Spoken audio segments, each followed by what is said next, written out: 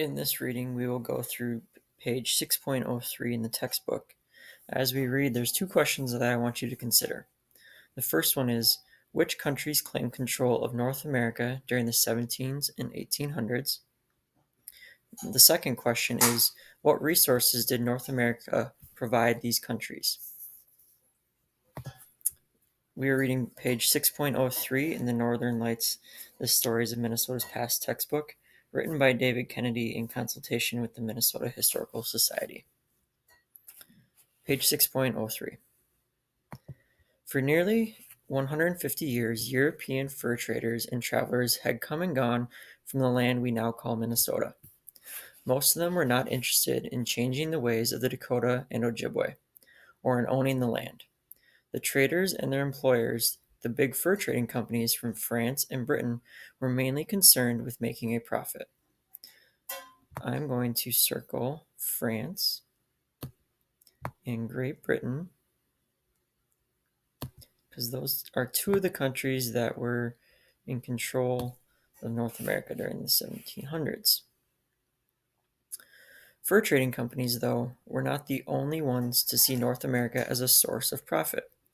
In addition to animal furs, North America was also full of other natural resources. Timber, tobacco, and food were valuable back in Europe as well. I'm going to underline timber, tobacco, and food along with animal furs, because those are the resources that they were interested in back in Europe. At different times in the 1700s, France, Britain, and Spain all had claimed they owned these natural resources and controlled trade with American Indians. I'm going to circle Spain because that's another country that was in North America during the 1700s. Sometimes European countries fought wars over who would control North America. Other times they made agreements to sell their claim over a section of land to another country.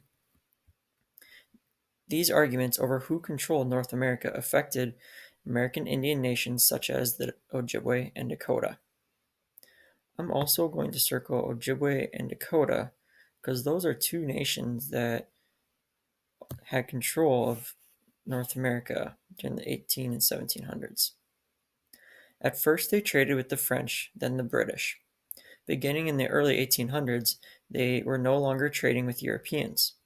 They were now dealing with a new nation, the United States, whose citizens were called Americans.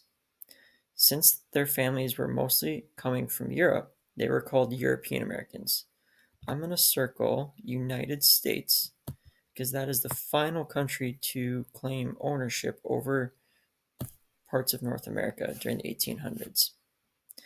At this point, what I'd like you to do is go back and answer the questions on slide 14, and you can utilize this video again and look at what I have circled and underlined to help you answer the two questions there.